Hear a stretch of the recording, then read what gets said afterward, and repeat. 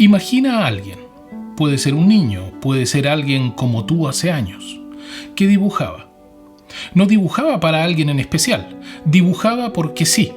Llenaba cuadernos, los márgenes de los apuntes, servilletas. Hasta que un día vio el dibujo de otro. Más seguro, más expresivo, más celebrado, mejor. Y algo dentro de él se apagó. No pasó nada dramático. Nadie le dijo nada, simplemente cerró el cuaderno y no lo volvió a abrir.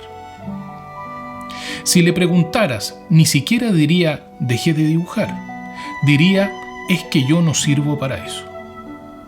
Pero eso no fue descubrir la verdad sobre sí mismo. Eso fue enterrar algo vivo. Entonces, la pregunta de hoy no es solamente ¿qué talento tengo?